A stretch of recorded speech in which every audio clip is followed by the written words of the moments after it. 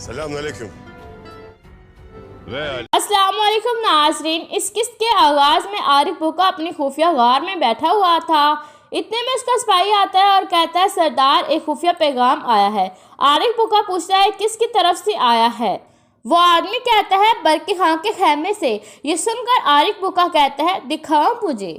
پھر عارف بھوکا اس خط کو پڑھنے لگتا ہے تو پھر عارف بھوکا کہتا ہے تو خفیہ طور پر برقی خان سونا بھیجنے والا ہے۔ برقی خان کے لوگ یہاں سونا لے کر آ رہے ہیں اور ورتل کنان جگہ پر ملیں گے اور یہ سونا وصول ارطغرل کرے گا۔ یہ پڑھ کر عارف بھوکا اپنے سپاہی کو کہتا ہے فوراً اپنے آدمی اکٹھے کرو کیونکہ ہم ارطغرل کو یہ سونا حاصل کرنے نہیں دیں گے، ہم اس کا تعاقب کریں گے۔ اگر وہ سونا وصول کرنے گیا تو میں اس کو قتل کر دوں گا۔ فوراً ایک قاصد کو میرے پاس بھیجو۔ اب وقت آ چکا ہے کہ ہم ہلاکو خان کو اس ساری معلومات کے بارے میں آگاہ کریں تاکہ ارطغرل کی گردن اپنے سر سے ہٹ جائے۔ یہ سن کر وہ سپاہی باہر چلا جاتا ہے۔ پھر عارف بھوکا کہتا ہے ارطغرل تم جتنی مرضی سازشیں کر لو، ہم ہر سازش کو تباہ کر دیں گے، حتیٰ کہ ہم اس کے کان بھی ہیں، آنکھ بھی ہے اور اس کی زبان بھی۔ دوسری طرف ارطغرل صاحب کہتے ہیں ہمیں لازمی عارف بھوکا کو ہلاکو خان کی طرف سے پیغام کو روکنا ہوگا۔ پھر کونسل کا ممبر کہتا ہے اس مقصد کے لیے ہمارے پاس معلومات ہیں اور وہ یہ ہیں۔ پھر کونسل کا ممبر ارطغرل صاحب کو خط دیتا ہے اور کہتا ہے انگوروں کے پاس ان کا ایک مہمان خانہ ہے جہاں ان کے قاصد ملتے ہیں، وہاں پر تمام معلومات اکٹھی ہوتی ہیں اور پھر ہلاکو خان کی طرف جاتی ہیں۔ ارطغرل صاحب کہتے ہیں بہت جلد میں اپنے سپاہی اس طرف بھیجوں گا۔ عارف بھوکا ہلاکو خان کو یہ خط نہیں پہنچا سکے گا، میں کسی صورت بھی ہلاکو خان کو عارف بھوکا تک نہیں پہنچنے دوں گا۔ منگولوں کے جاسوس صرف اناطولیہ میں موجود نہیں ہے بلکہ برقی خان کے پاس بھی موجود ہیں۔ ان سب چیزوں سے یہ واضح ہوتا ہے کہ برقی خان کے پاس ایک منگول جاسوس ہے۔ پھر سفید داڑھی والا بزرگ کہتا ہے تو پھر آپ پر ایک ذمہ داری عائد ہوتی ہے ارطغرل صاحب۔ برقی خان کا جاسوس ترنگتائی ہمارے علاقے میں شہید ہو گیا تھا اور یہ بات برقی خان کو پریشان کرے گی، اس لیے آپ خود برقی خان کے پاس جائیں اور انہیں ساری معلومات سے آگاہ دیں اور ہمارے اتحاد کو کسی حتمی نتیجے تک پہنچائیں۔ پھر وہ سب کھڑے ہو جاتے ہیں۔ سفید داڑھی والا بزرگ کہتا ہے آپ کے راستے میں بہت ساری مشکلات ہیں، اللہ آپ کے راستے کو آسان بنائے ارطغرل صاحب۔ پھر ارطغرل صاحب کہتے ہیں اس مقدس راستے پہ بہت زیادہ مشکلیں آئیں گی لیکن ہم ہر مشکلات کا سامنا کر سکتے ہیں۔ راستہ جتنا بھی مشکل اور دشوار ہوگا اس کی جیت اتنی ہی آسان ہوگی۔ بہت سے معصوم لوگ اس روشنی کی تلاش میں ہیں اور اس روشنی کو معلوم کرنا ہماری ذمہ داری ہے۔ ان سخت ترین مشکلات والے راستے پر چلنا ہمارے لیے شرف کی بات ہے۔ دوسری طرف غار کا منظر دکھایا جاتا ہے جہاں عارف بھوکا موجود ہوتا ہے اور وہ خط لکھ رہا ہوتا ہے۔ ہلاکو خان کی طرف بھیجنے والا تھا جس میں وہ لکھ رہا تھا کہ کیش کاؤچ کو بچانے والا، سونا چوری کرنے والا اور میرے خونی بھائی علی جگ کو مارنے والا کائی قبیلے کا سردار ارطغرل ہے۔ اس نے اناطولیہ میں سب سے ہمارے بہترین سپاہی الپاستی کو مار دیا ہے اور اب وہ برقی خان کے ساتھ منصوبہ بنا کر ہمارے اتحاد کو توڑ رہا ہے۔ اگر ہم نے ارطغرل اور کائی قبیلے پر تلوار نہ چلائی تو وہ ہمارے تمام منصوبوں کو تباہ کر دے گا۔ اس ساری وجوہات کو دیکھتے ہوئے خان مجھے آپ کی فوج کی بہت ضرورت ہے۔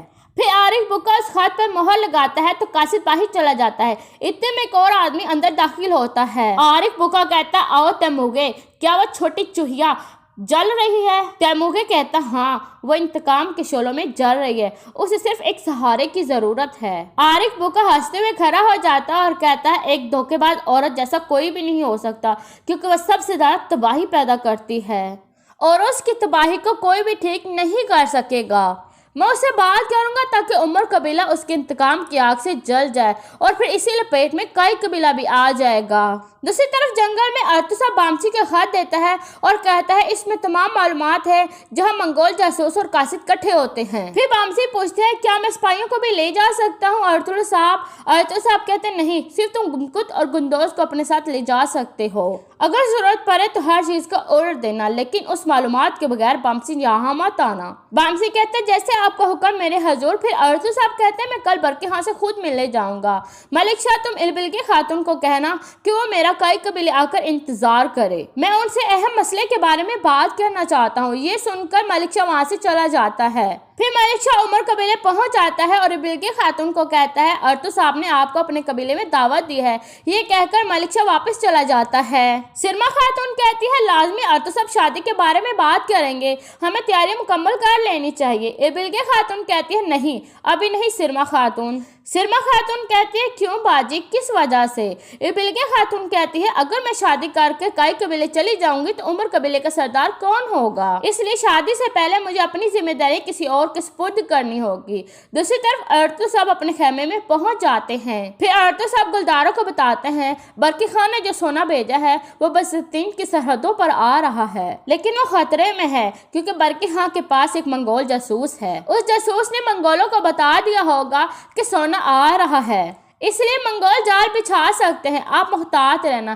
گلداروں کہتا ہے ٹھیک ہے بھائی، ہم احتیاطی تدابیر لے لیں گے۔ پھر ارطغرل صاحب ایک مہر نکال کر گلداروں کو دیتے ہیں اور کہتے ہیں یہ برقی خان کی طرف سے ہے۔ سونا لانے والے آدمی یہ مہر دیکھیں گے اور سمجھ جائیں گے وہ سونا ہمارے لیے بہت اہم ہے بھائی، اس سونے سے ہم اپنے کچھ ہتھیار اور گھوڑے خریدیں گے جو ہماری جنگ میں مدد دیں گے۔ گلداروں کہتا ہے فکر مت کرے بھائی، میں سب کچھ جانتا ہوں۔ پھر ارطغرل صاحب کہتے ہیں میں کل برقی خان سے ملنے کے لیے جا رہا ہوں، ہمارے پاس آخری اور سخت راستہ ہے جس کے بعد ہم جنگ کی تیاریاں مکمل کر لیں گے۔ دوسری طرف جنگل میں عارف بکا سرما خاتون کا انتظار کر رہا تھا۔ اتنے میں سرما خاتون آ جاتی ہے اور اس کے سامنے بیٹھ جاتی ہے۔ عارف بکا کہتے ہیں مجھے پتا چلا ہے کہ آپ انتقام لینا چاہتی ہیں اپنے بھائی کا۔ سرما خاتون کہتی ہے جی میں اپنے بھائی کا انتقام لینا چاہتی ہوں، میرے دل کو سکون صرف انتقام کی آگ ہی بجھا سکتی ہے۔ عارف بکا کہتا ہے میں تمہیں انتقام کا موقع دوں گا۔ سرما خاتون کہتی ہے وہ کیسے؟ ارطغرل نے پورے علاقے کو قابو میں کیا ہوا ہے اور اس نے اپنے تمام دشمنوں کے ہاتھ باندھ دیے ہیں۔ عارف بکا کہتا ہے ارطغرل ہمارے سامنے کچھ بھی نہیں ہے۔ سرما خاتون کہتی ہے ہمارے قبیلے میں ایک جرگہ منعقد ہونے والا ہے سردار کی گھوش کے لیے، اگر سردار ہماری مرضی کا نکلا تو ہم کچھ بھی کر سکتے ہیں، لیکن یہ اتنا آسان نہیں ہوگا، ہر کوئی میری بہن کی اطاعت کرتا ہے، میرے بھائی کے وفادار آدمی بھی ٹھنڈے پڑ گئے ہیں، لیکن مجھے اچھی طرح سے پتا ہے کہ مجھے کیا کرنا ہے۔ عارف بکا کہتا ہے کیسے؟ سرما خاتون کہتی ہے سونے سے۔ یہ سن کر عارف بکا کہہ کے مار کر ہنسنے لگتا ہے۔ عارف بکا کہتا ہے اب مجھے پورا یقین ہو گیا ہے کہ تم الپاسلی کی بہن ہو، کیونکہ تم اچھی طرح سے جانتے ہو کہ ہر ایک چیز کی ایک قیمت ہوتی ہے۔ پھر عارف بکا اپنے آدمی کو کہتا ہے ایک سونے کا صندوق تیار کرو۔ یہ سن کر تموگے وہاں سے چلا جاتا ہے۔ عارف بکا کہتا ہے تم اپنا کام جاری رکھو، منگولوں کی مدد تمہارے ساتھ ہے۔ اور یہاں پر اس ایپیسوڈ کا اختتام ہو جاتا ہے۔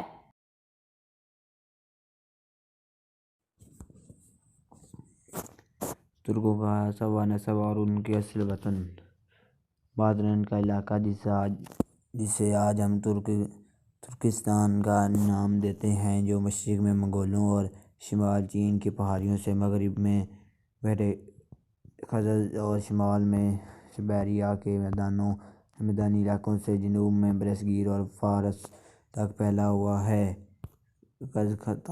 غز خاندانوں کا وطن ہے۔ اس علاقے میں اس خاندان کے بڑے بڑے قبائل رہائش پذیر تھے اور ترک یا اتراک کے نام سے پہچانے جاتے تھے۔ چھٹی صدی عیسوی کی نسبت ثانی میں ان قبیلوں نے اپنا وطن اصل کو خیرآباد کہہ کر گردگار و ایشیا کو چک کی لی۔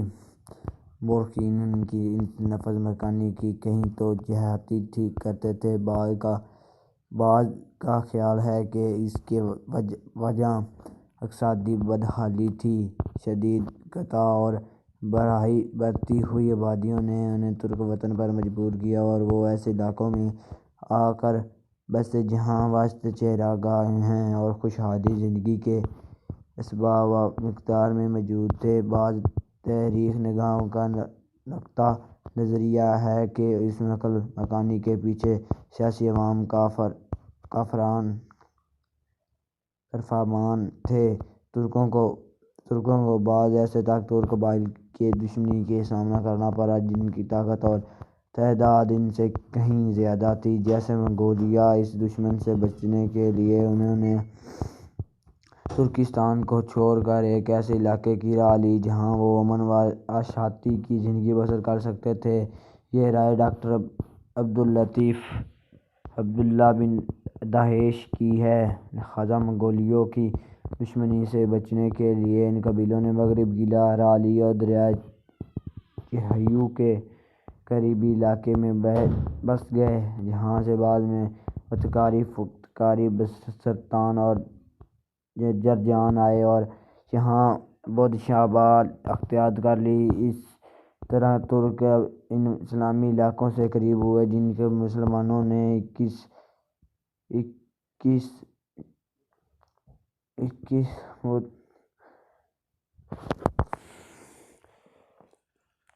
641 عیسوی میں مرکن خاندان اور فارس میں دولت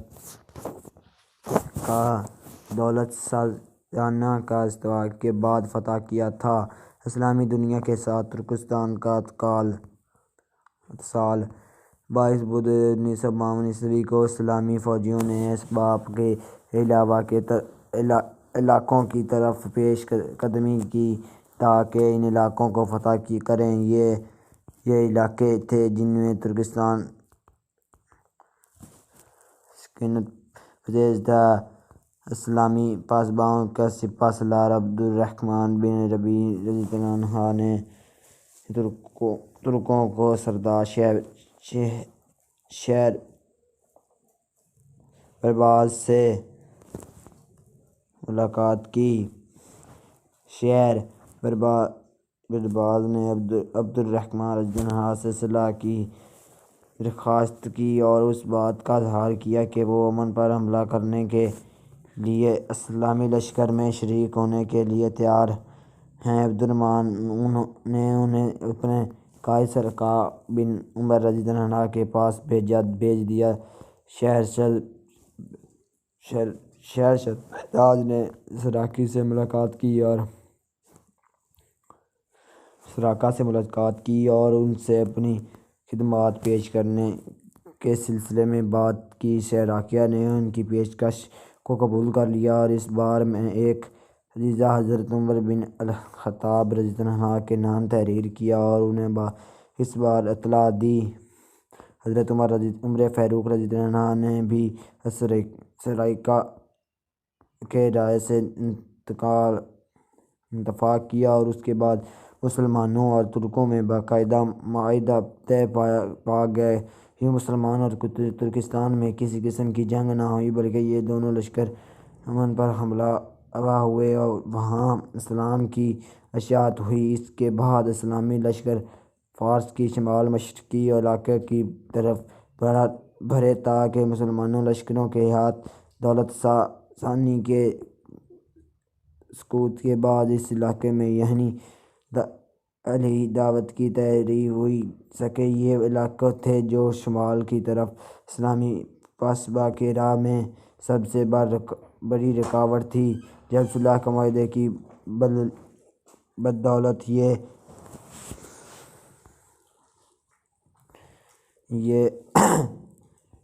یہ مشکلات ختم ہو گئیں تو ان علاقوں اور ملکوں تک پہنچنے کی راہ ہموار ہو گئی اور ترکستان اور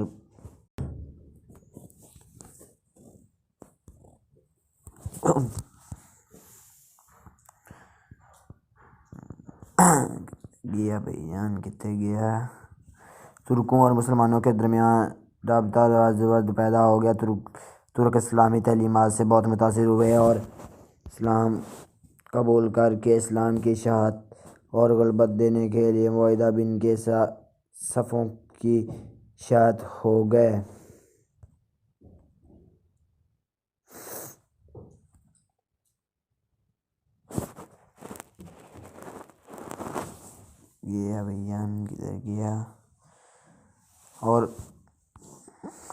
اور قبلہ دین کے لیے معاہدے کی صفت میں شامل ہو گئے۔ خلیفہ راشد حضرت عثمان غنی رضی اللہ عنہ کے عہد خلافت میں بلوچستان کے پورے علاقے فتح ہوئے۔ 31 عیسوی کو اسلامی لشکر دریائے جہلم سے برارتا اور ماوراء النہر کے علاقے میں برپا کیا۔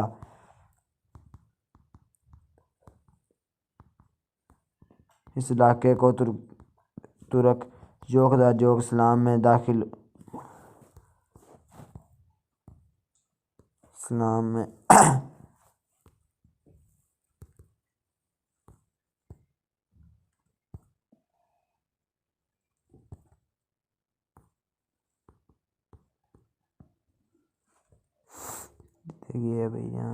گیا۔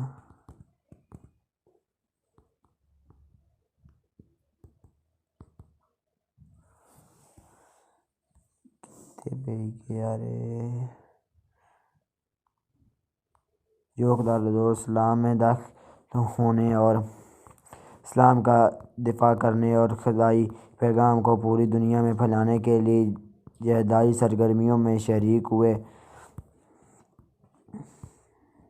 اس کے بعد بھی اسلامی لشکر کی پیش قدمی جاری رہی۔ حضرت امیر معاویہ رضی اللہ عنہ کے دور میں بخارا فتح ہوئی۔ کامیابی و کامرانی کا یہ سلسلہ آگے بڑھا اور سمرقند بھی اسلامی قلعوں اور رو میں شامل ہوئے تاکہ اسلامی سلطنت کی سرحد وسیع سے وسیع تر ہوئی گئی، اور ایک وقت وہ بھی آ گیا کہ مراین الدین کے تمام علاقے اسلامی سلطنت کا حصہ بن گئے اور ان میں بسنے والے ترک قبائل نے خالص اسلامی تہذیب و احترام کا احترام کیا۔ عباس خلیفہ اور امراء کے درباروں میں ترکی کا اثر نفوذ بڑھنا شروع ہوا۔ ہر شعبے میں ترکستان کی ایک مرتبہ تعداد دکھائی جانے لگی۔ فوج، طباعت اور حکومت کے دوسرے اعلیٰ مناصب کے سوا کوئی ایسا شعبہ نہ رہا جہاں ترک موجود نہ ہوں۔ اپنے حد و صلاحیت اور اخلاص کی بدولت انہیں بڑے بڑے مناصب پر فائز کیا گیا۔ جب متعین تخت خلافت پر منتقل ہوا تو ترکی اسرار نفسوں کے اعلیٰ مناصب کے سب دروازے کھل گئے۔ بڑے بڑے منصب ترک کے سپرد ہوئے۔ ترک اب سلطنت کے ہر شعبے میں کلیدی اسامی پر کام کرنے لگا۔ دراصل منتظم ایرانی اثر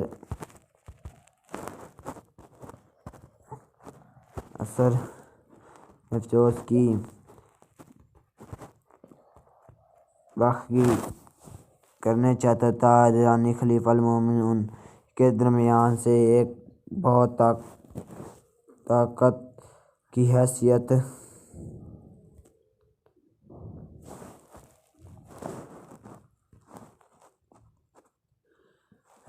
سے حکومتی عہدے پر فائدہ چلا آ رہا تھا۔ ان کا کافی حد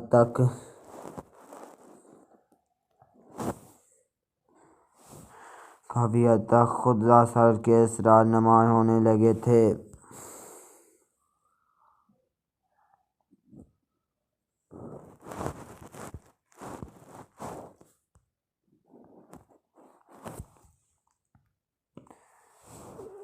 منتقل کے اس اقتدار نے لوگوں کو کافی حد تک متاثر کر دیا۔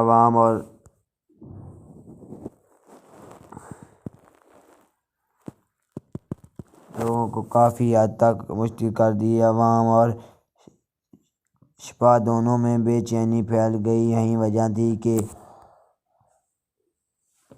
معتصم نے اپنے لیے ایک نئے شہر کی بنیاد رکھی جہاں اس کی ذاتی فوج اور عوام و درستگاہ رہائش پذیر ہوئے۔ یہ نیا شہر سامرا کے نام سے مرسوم کیا جاتا تھا اور بغداد سے 125 کلومیٹر دور تھا۔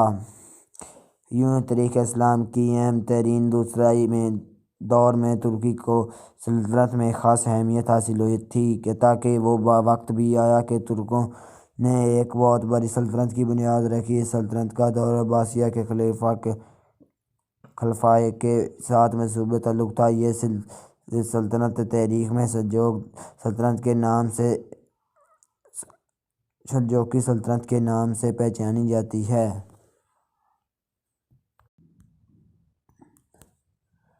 عربی اسلامی مشرق میں رونما ہونے والے واقعات کے تشکیل پر سلجوقیوں کے ظہور کے ان علاقوں کی سیاسی تبدیلی پر بہت گہرے اثر پڑے، جن کو ایک طرف عباسی خلیفہ اپنی قلمرو میں شامل رکھنے کی کوشش کر رہے تھے اور دوسری طرف شیعوں کی فاطمی خلافت اپنی طرف کھینچ رہی تھی۔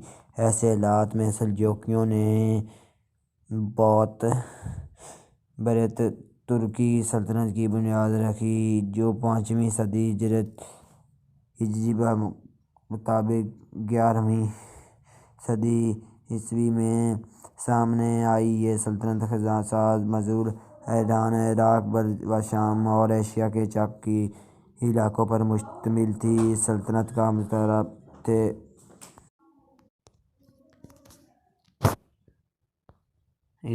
کا مشترکہ پہلے ایران شہر تھا اور بعد میں عراق کا شہر بغداد قرار پایا۔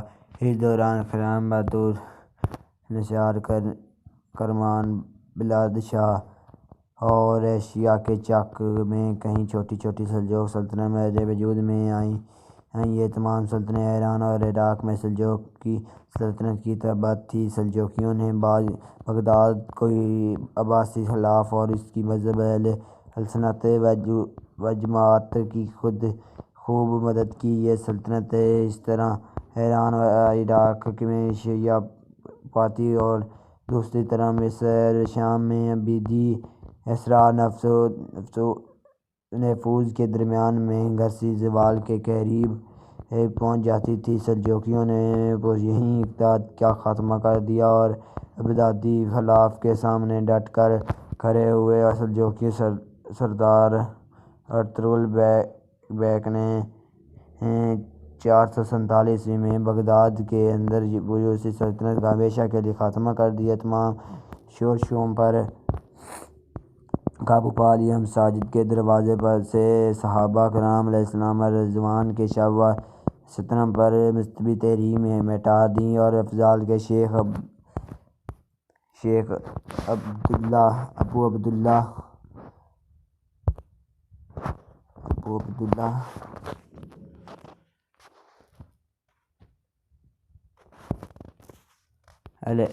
الحبیب الجلال کو رفیق میں غلو کی وجہ سے قتل کر دیا۔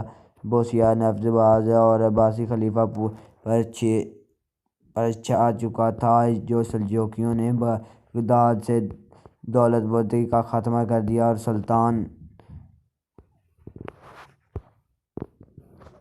ارطغرل بیگ عباسی خلافت کے دارالحکومت میں داخل ہوئے تو خلیفہ قائم بر اللہ نے ان کا شاندار استقبال کیا، انہیں نہایت قیمتی خلعتیں عطا کیں، اپنے پاس بٹھایا اور بڑے معزز القابات سے نوازا۔ ان القابات میں ایک لقب سلطان رکن الدین ارطغرل بیگ ہے۔ اس کے علاوہ عباسی خلیفہ نے یہ حکم صادر کیا کہ سلطان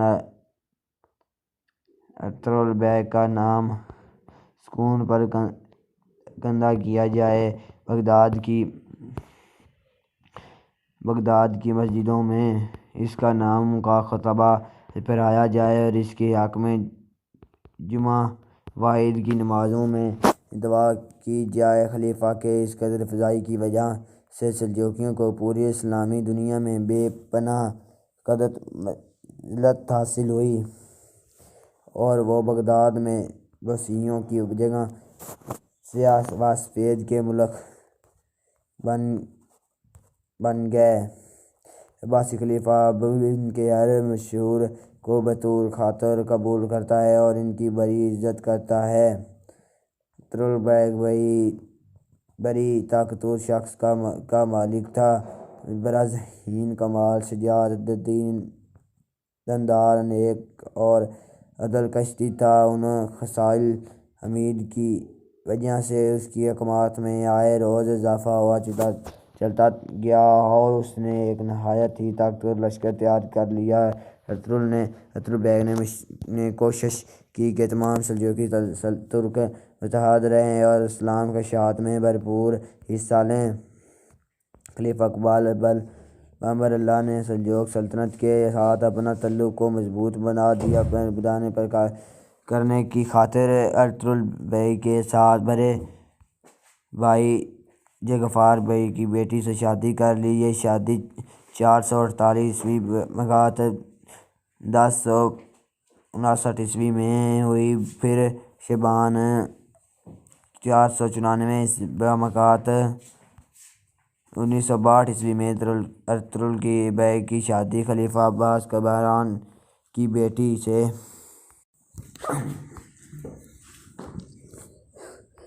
شادی ہوئی، لیکن اس کے بعد ارطغرل صاحب زیادہ عرصہ زندہ نہ رہے۔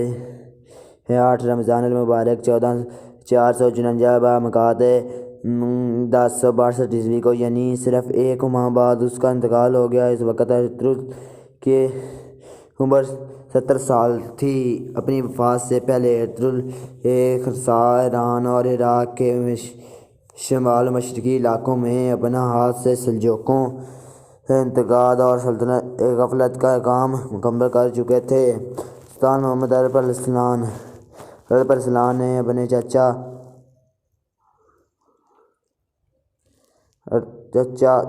ارطغرل بیگ کی وفات کے بعد زمام انتقاد اپنے ہاتھ میں لی۔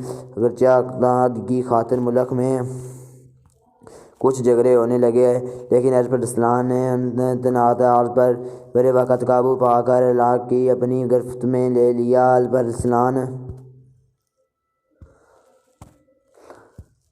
اپنے مرحوم چچا ارطغرل کی طرح ایک نہایت معتبر تاجر کا لیڈر اور جرأت مند شخص کا مالک مخلص قائد تھا۔ اس نے ملکی سرحد کی وسعت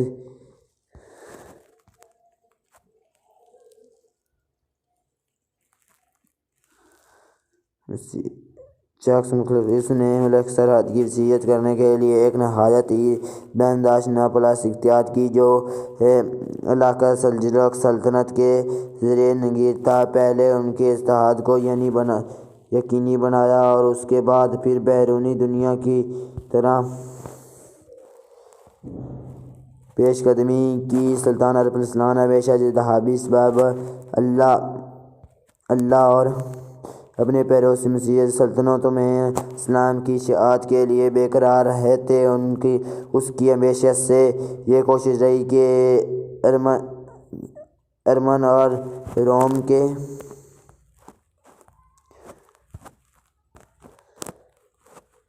علاقے اسلامی کلروم میں شامل ہوں۔ دراصل وہ ایک مخلص مجاہد تھا اور اسلامی جہاد کے روح ہی وہ اتحاد عامل تھا جس کی بدولت الپرسلان کو شاندار کامیابیاں نصیب ہوئیں۔ اس کی جدائی سرگرمیوں نے دینی رنگ اختیار کر لی۔ سلجوق سلطنت کا یہ عظیم قائد ایک مخلص جہادگر شخص اور مسیحی علاقوں میں اسلام کی اشاعت و تحریک کے لیے بے حد حیرت انسان کی شکل میں نمودار ہوا اور دولت بیضاء دنیا کے بہت سارے علاقوں پر اسلام کا علم لہرا دیا۔ الپرسلان اپنے ممالک کی سرحدوں کی وسیع کرنے سے پہلے 7 سال کے عرصے تک اپنی مملکت کے دوران دراصل عملوں کے حالات کی جائزہ لیتا رہا، اور جب ان علاقوں میں امن و ایمان کی صورت حاصل سے مطمئن ہو گیا تو اپنے عظیم مقاصد کو پائے تکمیل تک پہنچانے کے لیے پلاننگ شروع کر دی۔ اس کے سامنے اب ایک ہی ہدف تھی، سلجوق سلطنت کے پڑوس میں واقع مسیحی علاقوں کو فتح کرنا، مصر میں فاطمی دولت کے انتشار کو ختم کرنا اور تمام اسلامی دنیا کو عباسی خلافت اور سلجوقی اقتدار کے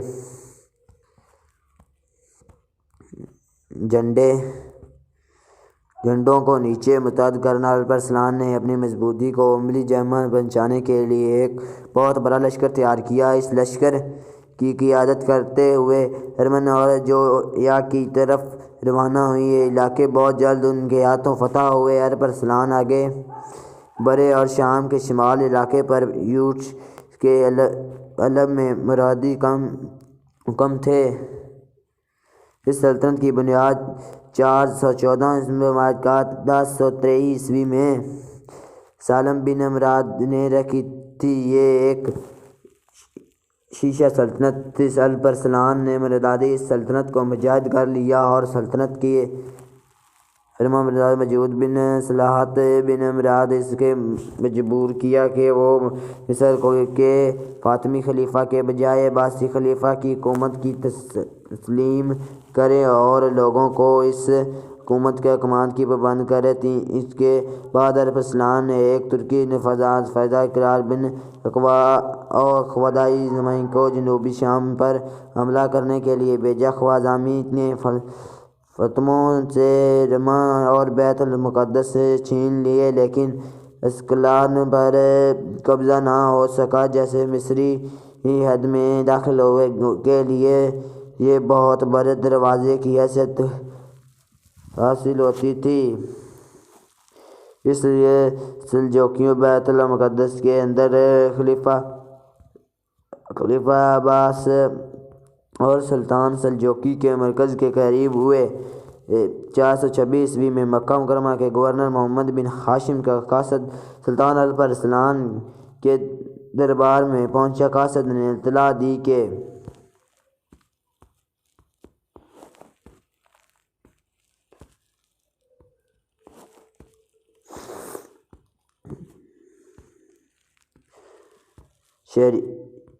شہری مکہ خلیفہ القائم پاشا اور سلطان الپرسلان کا خطبہ دے رہا ہے اور آئندہ سے وہ عبیدی سلطنت کے بجائے عباسی خلافت کی حکومت کی پابندی کرے گا۔ قاصد نے یہ بھی بتایا کہ مکہ شریف میں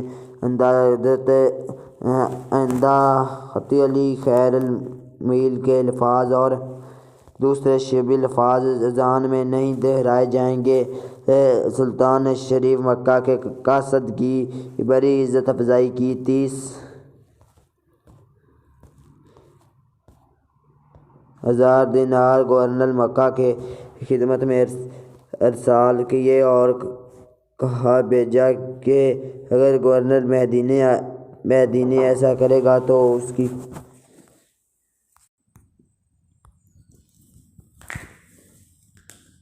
علاقے اسلامی قلم رو میں شامل ہو گئے۔ دراصل وہ ایک مخلص مجاہد تھا۔ اسلامی جہاد کی روح ہی وہ واحد عمل تھا جس کی بدولت الپرسلان کو شاندار کامیابیاں نصیب ہوئیں اور اس کی جہادی سرگرمیوں نے دینی رنگ اختیار کر لیا۔ سلجوقی سلطنت کا یہ عظیم قائد ایک مخلص جہادی شخصیت اور مسیحی علاقوں میں اسلام کی اشاعت و ترویج کے لیے بے حد حریص انسان کی شکل میں نمودار ہوا اور دولت اور بازنطینیہ کے بہت سارے علاقوں پر اسلام کا علم لہرایا۔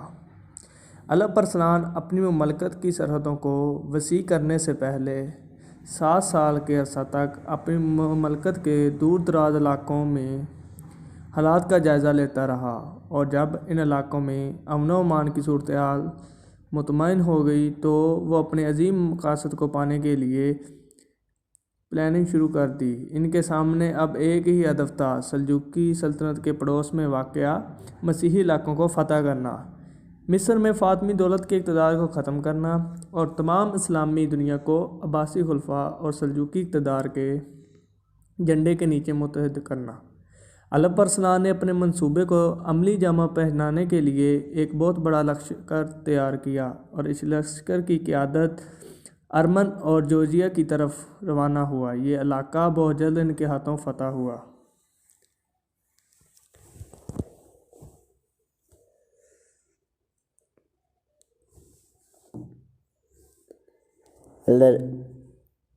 الپرسلان آگے بڑھے اور شام کی شمال علاقے پر یورش کے خلف میں مرداسی حکم تھے۔ اس سلطنت کی بنیاد 414 بامکات 1023 عیسوی میں سالہ بن مراد نے اس نے رکھی تھی۔ یہ ایک شیشہ سلطنت تھی۔ الپرسلان نے مرداسی سلطنت کا محاصرہ کر لیا اور اس سلطنت کے فرمانبردار محمود بن سال بن مرداس اس کے مجبور کیا کہ وہ مصر کے فاطمی خلیفہ کے بجائے عباسی خلیفہ کی حکومت کو تسلی دے کر اور لوگوں کو اس حکومت کے احکامات کی پابند کرے۔ اس کے بعد الپرسلان نے ایک ترکی اسناد قائد تنسیز بن واق خوازمی کو جنوبی شام پر حملہ کرنے کے لیے بھیجا۔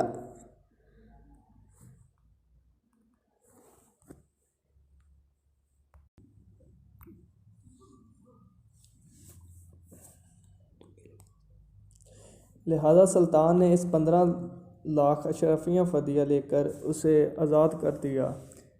جب ڈوموناس روانہ ہونے لگا تو سلطان نے اسے پینے کے لیے مشروب دیا۔ وہ سلطان کے اس نیک سلوک سے بہت متاثر ہوا، زمین بوس ہوا، تعظیم بجا لایا۔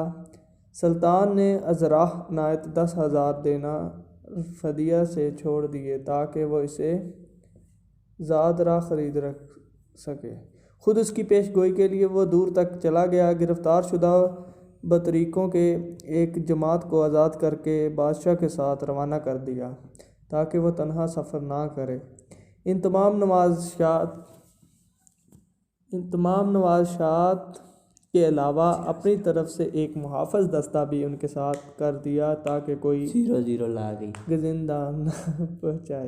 اس محافظ دستہ کے پاس ایک جھنڈا تھا جس پر کلمہ طیبہ لا الہ الا اللہ محمد رسول اللہ لکھا ہوا تھا۔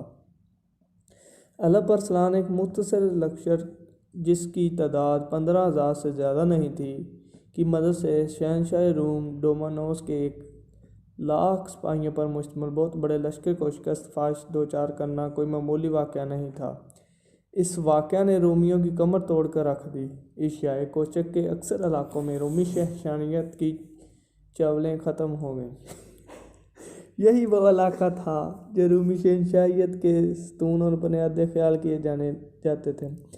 سلجوقیوں کی شاندار فتح نے بازنطینی حکومت کو ان علاقوں میں بالتدریج کمزور کرنا شروع کر دیا، حتیٰ کہ ایک وقت آیا کہ اس قدیم ترین سلطنت کا عثمانیوں کے ہاتھوں خاتمہ ہو گیا۔ علیہ ارسلان ایک متقی پرہیزگار انسان تھا، فتح کے مادی اور معنی ہر دو اسباب سے استفادہ کرتا تھا۔ علماء اسلام کی ہم نشینی سے بہرور ہوتا تھا، ان کی نصیحتوں کو گوش ہوش سے سنتا تھا اور ان پر عمل کرتا تھا۔ کیا ہی خوب نصیحت تھی جو عالم ربانی محمد بن عبد المالک بخاری حنفی نے کی۔ مارکہ مداز کرد جس کا اہم ذکر ہوا ہے میں جب علیہ ارسلان رومی فوج کی کثرت دیکھ کر پریشان ہوا تو اس صوفی منشِ عالم کو اس کی ڈھارس بنائی اور کہا، سلطان تو اللہ کے دین کی حفاظت کے لیے جنگ کر رہا ہے اور اللہ کریم وہ وعدہ کرتا ہے کہ اللہ تعالیٰ اپنے دین کو تمام ادیان پر غالب کر دے گا۔ آگے بڑھیے، اللہ تعالیٰ نے فتح و کامرانی آپ کے مقدر میں لکھ دی ہے۔ بروز جمعہ جب خطبہ اسلام ممبروں پر آپ کے نام کا خطبہ پڑھ رہے تھے، ان مجاہدین کے لیے دعا کر رہے ہوں تو عین اس وقت جنگ کا آغاز فرمائیے۔ اللہ کریم مسلمانوں کی دعاؤں کی لاج رکھے گا اور آپ کو فتح یاب کرے گا۔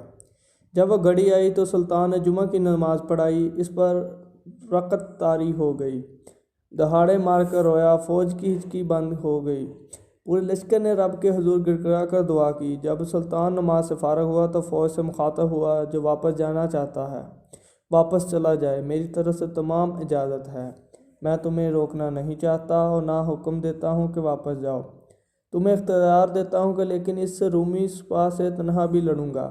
یہ کہہ کر تیر اور کمان پھینک دی، اپنے ہاتھوں سے اپنے گھوڑے کی دم باندھی، جنگی سامان زیب تن کیا، تلوار بے نیام کی اور آہ سرو ہو کر بولا، اگر میں میدان جہاد میں قتل ہو جاؤں تو یہی جنگی لباس میرا کفن ہوگا۔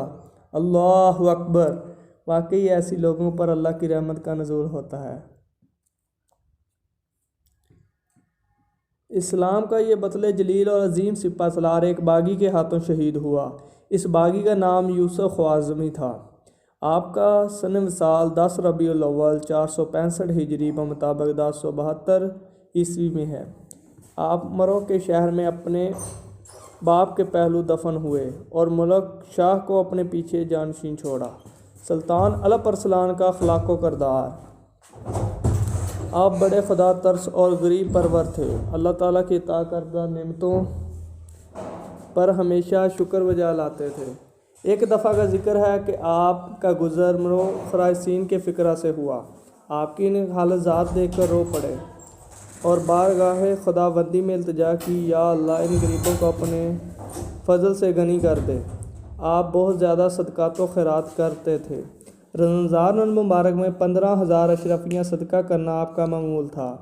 ملک کے طول و عرض کے فقراء و مساکین کے نام پر ایک رجسٹر میں درج کر رکھے تھے، جنہیں معقول و وظائف دیے جاتے تھے، اور ان کے جملہ اخراجات کی کفالت حکومت کرتی تھی۔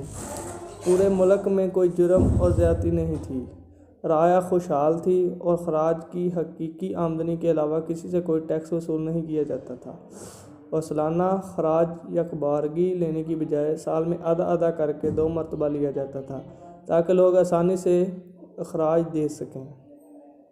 صدقہ وصول کرنے والے بعض عاملین آپ کی خدمت میں ایک عریضہ لکھا، جس میں مملکت نظام الملک توسیع کی شکایت کی کہ ان کے پاس بہت زیادہ دولت ہے۔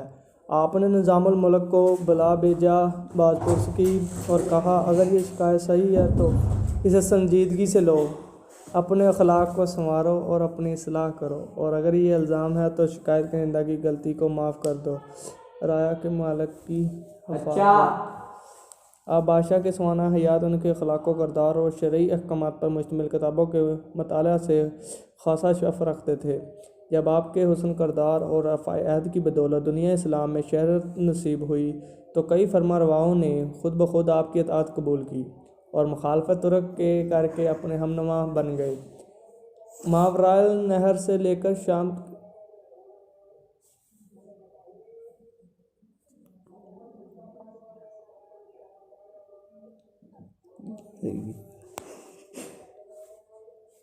اللہ پرسان کے وصال کے بعد اس کا بیٹا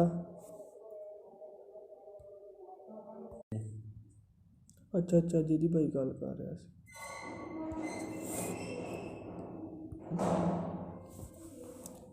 آپ کی تخت نشینی کو قبول کرنے سے انکار کر دیا اور خود طالب تخت ہوا۔ ہمدان کے قریب چچا بھتیجا خون ریز مارکا ہوا، خاطر و شکست ہوئی، اور